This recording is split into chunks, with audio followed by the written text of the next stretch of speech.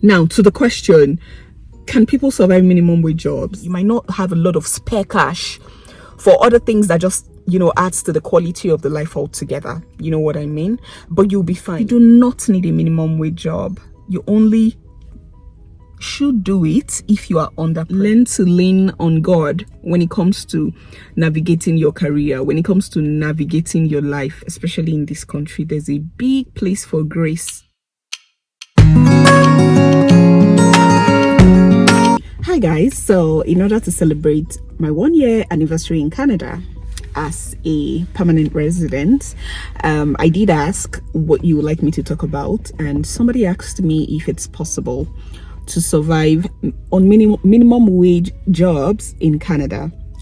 And I thought to answer that question this way.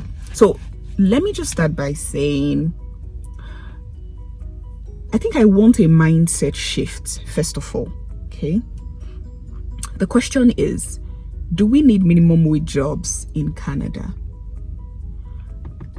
I feel like a lot of people who are grossly affected by this would be people in regulated professions. So you come into Canada as a medical doctor and, you have to write a couple between before you get integrated into the system. And what are you supposed to be doing between now and when you get licensed, right? And it's going to look like, oh, I only know how to practice medicine. I don't exactly have other skills and all of that. And I feel like that's what should change for a lot of us, because I feel like a bigger population of people who are coming into Canada come in as permanent residents, right? But even if you came in as a student, chances are that in Nigeria, you already started a career, you're already doing something that was worthwhile. You kind of already have a path, and then you come here and there's like barrier to entry into the Canadian system and the Canadian market, and then you're thinking, what else can I do? Maybe I should just go do the barest minimum wage jobs. I can just do the customer care representatives and the rest of those jobs. And I mean, while labor is dignified here in Canada, and trust me, every single thing you do is really dignified, and you get to earn a lot. If you want to do casual jobs, if you want to work in the warehouse, in fact, some of those people who even do casual jobs even earn more than people who seemingly have, careers, blue collar jobs. Is that blue or white now? But anyways, casual workers sometimes earn more. They get to earn a lot of money because, they get to accumulate time over time and several hours. So when you put all of that together, you just see that somehow they're actually making more money sometimes, not all the time, please. So the question is, when things are not working out, what should I be looking for? Should I look for the minimum wage jobs, or should I go for something else? Now, I believe that in Canada, there's a place in between. There's a place between the high earners and the, minimum wage earners, which is where a lot of people can conveniently fit in. And if you find yourself in that place, you are really going to live a very good life in Canada, at least until you navigate your way into your regulated profession, or until you grow in your career, right? And that's the thinking that I want us to explore. When things are not working out, there's barrier to entry. I'm not getting the kind of job I deserve, or I'm not getting jobs at the level that I was in Nigeria, or I cannot practice because my profession is regulated. What other options do I have, right? Guys, there are so many options, and that's why the minimum wage jobs are just one out of many options. So today I really just want to get us thinking about how to navigate these things, because let me use a doctor, for example. A medical doctor in Nigeria, if I were to write a doctor's resume, trust me, I'm sure that there's 1,001 transferable skills that I can get out of the practice of medicine beyond patient care, right? I know that, you've probably been given other responsibilities while you're at work to organize things. Some doctors even started a whole clinic themselves. sometimes because of how Nigeria is, especially if you're not working in, if you're working in a private parastatal, most of the time they're going to overlap your roles. So you're probably doing the role of HR as well as patient care, as well as accounting. There's pretty much so much that you're responsible for as the doctor. So what I believe we should be doing here in Canada, when we do not have the kind of jobs that we want, before we think about the minimum wage jobs, is to think about those other, how transferable are the skills that I have. And if you don't think about it, you might think that you don't have a lot of transferable skills, whereas you do. It's about thinking, it's about sitting down and bringing it out, all of those skills. You know what I mean? Chances are that you have gone for so many outreaches as a doctor. Do you know what outreaches are? They are projects. So if you look at it, you will see that there are so many ways you can craft your CVs in such a way that you are relevant when it comes to things like executive assistant. You are relevant when it comes to things like project management. You are relevant when it comes to diverse other. And for me, that should be the first thing that we're looking at when it comes to deciding where we want to pitch our tents, deciding the kind of jobs to apply for. We need an assessment, an independent assessment of everything that we have done in our careers, and see how that fits into other roles. And then we can then create different resumes for those different roles. So you have a resume for the project management, you have a resume for executive assistant, you have a resume for so many things, right? By the time you have done your analysis. So you can look at the job banks, you can look at Indeed, look at the kind of jobs that they want, look at the description of those jobs, and you just say that this is something I can do. And then, even though this is not the name of my role while I was back home, but there were things that I did that were pretty similar to this. And so you create a whole CV for that, a whole resume for that, and then you go for that job. Now, if we do more of this, we'll think less of the minimum wage jobs, and then we can start from the median jobs, right? We can start from the median jobs, and then we can be very comfortable, regardless of when we eventually navigate into our careers. Okay, so I just thought to share that first, because while I did not do a minimum wage job, because it wasn't minimum wage I was being paid, but for 3 months I did customer service at some point. And the reason I did that was just because I was very selective of the roles that I was applying for, and I still had money to play around, so I wasn't under pressure at all. I just wanted to see if I could get into the same level that I was back in Nigeria. So I had a choice.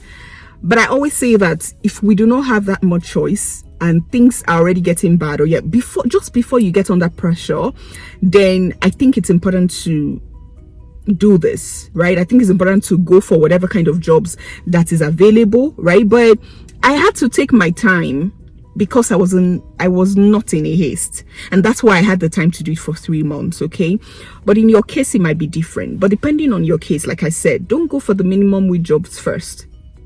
Go for the medium level jobs, and find a way to create a resume that fits it based on everything that you have done back home in Nigeria. Okay, now to the question, can people survive minimum wage jobs? Minimum wage jobs in Canada, I think, is about $15 per hour. If we do the math, that would be earning around $2,250 to $2,500 in a month.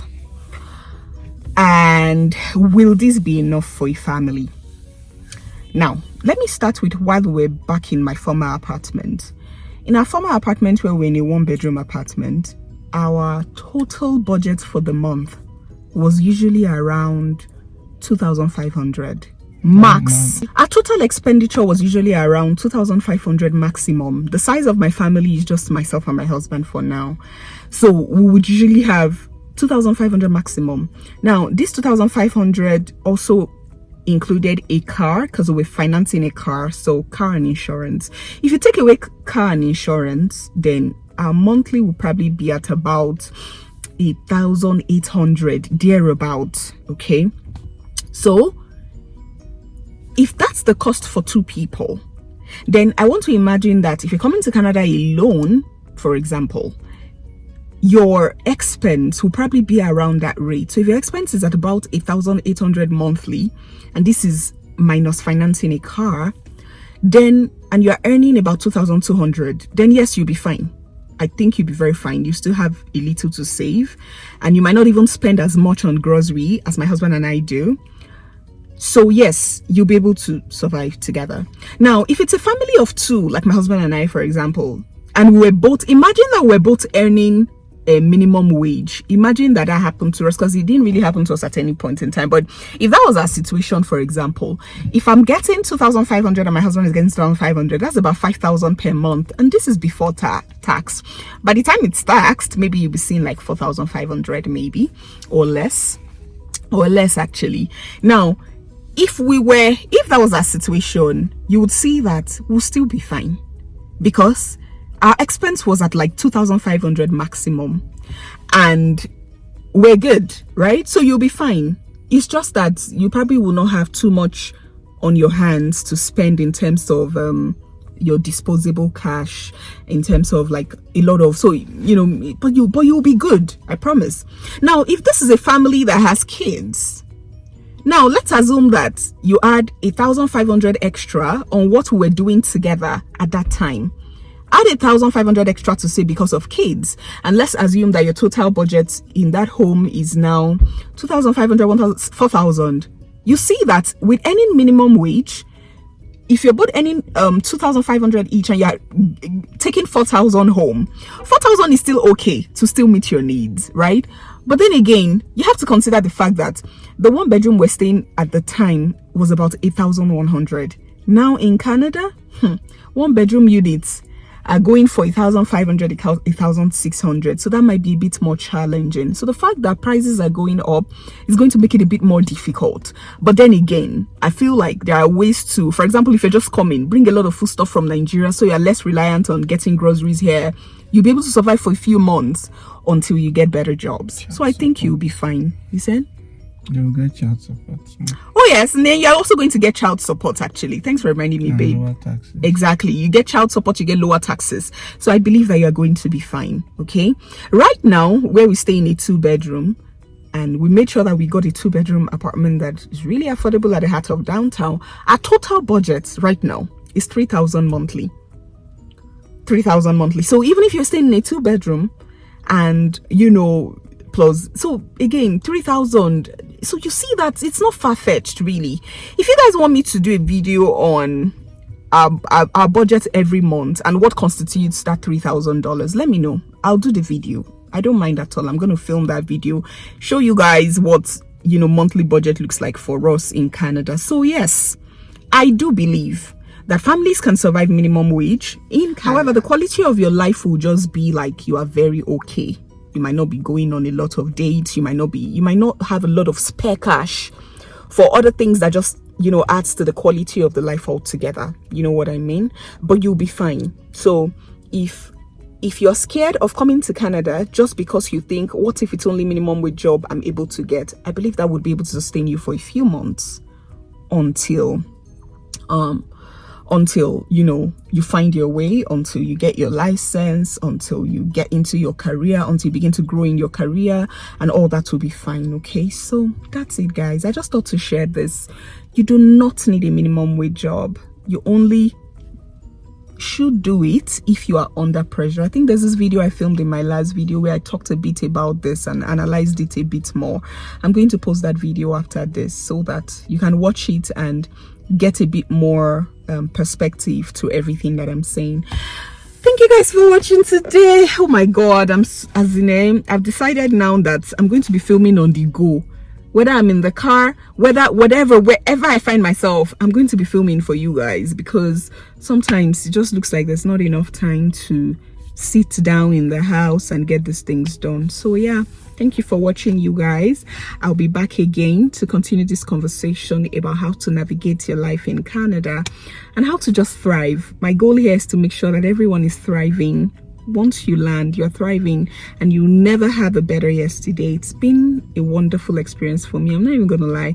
I'm still going to talk about all the highs, but Canada has been so good to my family and I. And God is at the center of it, by the way. You guys also remember, no matter what you have done, no matter how good you have done it, learn to lean on God when it comes to navigating your career, when it comes to navigating your life, especially in this country. There's a big place for grace. Grace would help you do things that should have taken you 10 years to do. Grace would make sure that you're happy. Grace would cover a lot for you. Grace will make sure that your names are being mentioned in the right places and you're meeting the right people, you're making the right connections, okay? And we'll talk more on this anyways, but take good care, guys. I have to go now. I'll see you later. Bye.